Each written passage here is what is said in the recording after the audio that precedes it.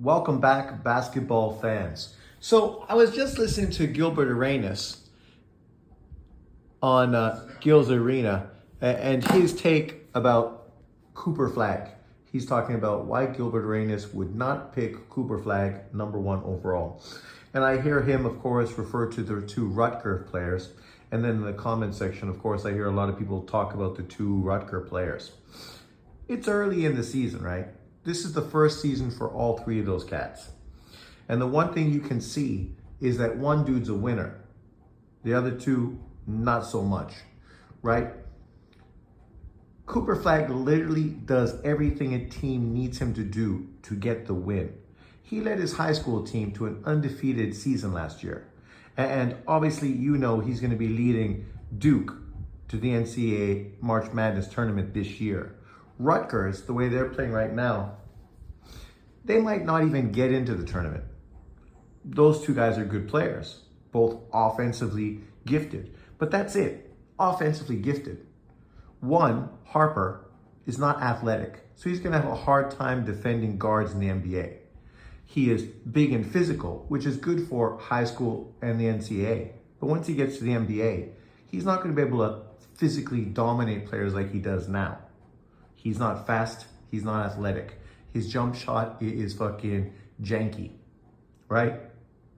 And as far as Ace Bailey, the dude's smooth as an offensive player, but he's skinny as fuck, got no strength, and he's one-dimensional. He's not going to defend anyone. Defensively, people are going to bully him, push him around, and take advantage of him.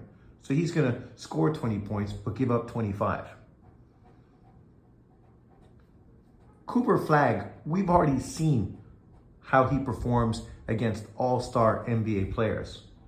And he held his own as a 17-year-old, right? You give him this whole season to continue to mature physically, mature mentally, right? Which he seems pretty mentally on top of it already.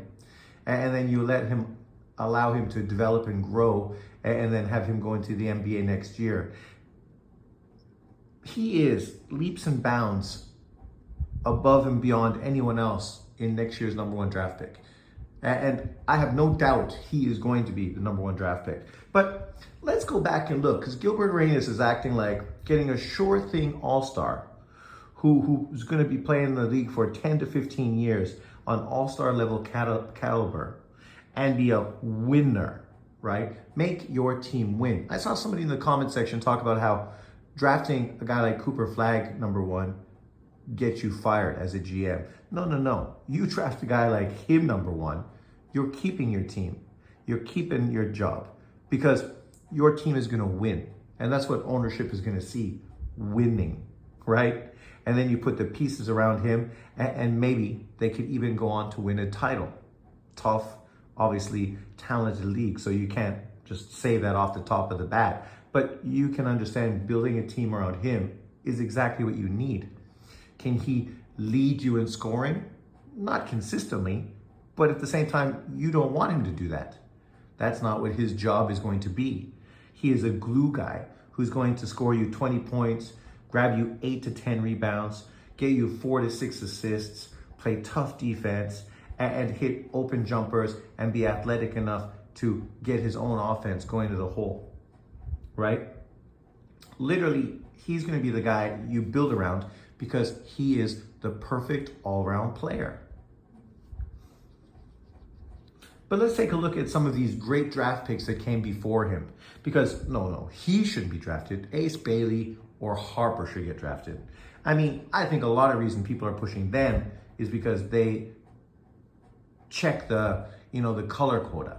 Right? And I think it has more to do with that than anything else. But okay, let's get to it. So we look at from 2001, and we'll move on from there. And we'll look at some of the players who've been drafted number one. So number one in 2001 was Kwame Brown, drafted by Michael Jordan. The great Michael Jordan, who showed that even as a very talented player, he was fucking terrible at scouting talent. Kwame Brown was the worst fucking number one pick maybe of all time. And he's the kind of guy who's going to get you fired. After that was Yao Ming, obviously was a great player, but injuries of course, shortened his career. Then there was LeBron James, a no-brainer, right? Then Dwight Howard, who never really lived up to expectations, let's just be honest. Super athletic center, a guy that people were thinking was going to be a dominant center in the league. Never developed the offensive game to really develop into that player. Wasn't a really great team player either. Wanted more touches than he really deserved. Should have worked harder on defense and rebounding and made his team win. But he was more of a selfish player. So that's why he bounced around to so many teams and never really showed that he was a dominant center. Then you had Andrew Bogut, obviously retired now as well. A very solid player. Solid, that's what he was. Nothing more, nothing less. Then Toronto, of course, drafted Andre Bargnani. You know, a tall, athletic, three-point shooting European center. He's long been out of the league, obviously never lived up to expectations. Had talent, but not the heart, the physicality, or the athleticism to really dominate in the NBA. A waste of a pick. Then Greg Oden. Needless to say, we don't need to talk about that. They could have got fucking Kevin Durant. And then Derrick Rose. Fucking superstar. Totally should have been number one. But of course, injuries shortened his career. Unfortunately, that is something that happens. Then Blake Griffin. Blake Griffin, who was a very good player coming out of college. But was he a transcendental type of player? When he played with the Clippers and had a great point guard feeding him and playing pick and roll, he put up great offensive numbers. After he was taken away from having a great point guard, he became a second, and then a third, and then a fourth, and then a fifth, offensive player on the team. A guy that couldn't create his own offense, wasn't a great shooter, relied too much on athleticism, and obviously never really lived up to that number one expectation outside of being a dunk contest champion. Then you get to Kyrie Irving. There was one other player in there, but John Wall. Obviously John Wall was great, but also didn't live up to expectation. Injuries hurt him. I don't even know if he's still playing or if he's finally retired. Kyrie Irving, great player, but immaturity stopped him from really being as good as he could have been. Anthony Davis, on and off, has been a superstar, but never been a superstar. Injuries have hurt him a lot. Never showed that he was able to literally win, not until he joined LeBron James. Anthony Bennett, I had big hopes for him, being from Canada. What a washout. Maybe he was the worst number one draft pick of all time. Then you get Andrew Wiggins, very good player, right? If you want to compare Wiggins to Cooper Flagg, some people did, you're a little crazy because it's no comparison.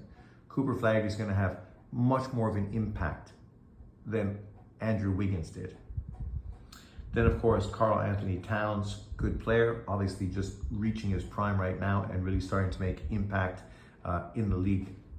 But as far as a number one superstar center, no, he's not that. Offensively, he's great, but defensively, he's mediocre. Then Ben Simmons, what can you say? Then Martell Fox, maybe this was the worst draft pick of all time, right? Terrible draft pick. The kid never lived up to expectation. He should never have been number one. Then DeAndre Ayton, a tall man, offensive touch, but soft defensively, not rugged enough, not a winner, not able to help his team be better. So he's been shipped off here and there and everywhere. Then Zion Williams, a player coming out of Duke, very similar to, obviously, Cooper Flagg. Dominated in his 1 year in Duke, just like Cooper Flagg is now dominating in his 1 year at Duke. The difference is Cooper Flagg is a winner who does everything. Zion Williams was a physical beast who dominated offensively on rebounding. But once he became fat and injured, he's become really a rock that's dragging his team down, because that's what he's doing, dragging his team down. Then we get to the newest players. Anthony Edwards looks like a fucking superstar. Cade Cunningham, disappointing, right? what has he really done for Detroit? You know, he's been on the team for 4 years now. This is his 4th year, 5th year. And Detroit looks better? No, Detroit doesn't look any better at all. He's had injury issues, never really showed that he's that great of a player, right? Hasn't really been considered an all-star. You know, he's not doing as well as Lamella Ball is doing, who looks like a true superstar. And obviously was a guy that came in second behind Anthony Edwards. And both of those guys, you could have picked either one of them and you'd be clapping yourself in the back right now saying you did well. Then of course, Paolo Banchero, who was playing great for Orlando. Really looks like a great player. He reminds me of a Mashburn type of player. But do you think he's going to have a bigger impact in the NBA than Cooper Flagg? Defensively, he's never going to bring the energy and the tenacity to the defensive end that Flagg does. Offensively, maybe he's going to be better. Maybe. But I would pick Flagg over Banchero. Then, of course, you got Victor Wembanyama. Nice butchering of his name. Right now, it looks like a true superstar, right? Really a transcendental player. Probably outside of maybe LeBron James, that was drafted, obviously, that we mentioned. He's probably the only one that really lives up to that expectation. A few others were close, but not quite at that level. Whether it was injuries or whatever it was, that just never really let them develop into that sort of superstar status. As far as Victor, being a 7'4" center, we know inevitably injuries could totally ruin his career, because 9 times out of 10, that's exactly what happens to really tall centers, especially guys over 7'2", right? Especially when you have the athleticism and movement that he has, kind of like a Ralph Sampson, right? He's the Ralph Sampson of the modern era. And we know Ralph Sampson's career was very short because his body just could not take the physical pounding. For Victor, we hope that doesn't happen. But who would be surprised if it did? I wouldn't be. Then, of course, you have Zakier Rishiar, who was just drafted #1 this year. I don't think anyone thinks that he's better than Cooper Flagg. And I don't think anybody that's watching him play before he got drafted or watches him now in the league would think that somehow he's got better upside than Cooper Flagg does. But Cooper Flagg shouldn't go #1 because he's not what Gilbert Arenas thinks he should be, even though his team just beat Gilbert Arenas' Arizona team, and he had 24 points, and he's not even a ball-dominant offensive player because he's a winner. He gets his team involved. He moves the ball. He ends up averaging over 4 assists a game from the power forward position, right? I'm not saying he's LeBron James, but, you know, a big man that's able to move the ball, see the pass, and actually thinks about passing is a really key player on a team because ball movement in the NBA is everything. But I think it's an easy choice. If I had the #1 pick, 100% I'm taking Cooper Flagg.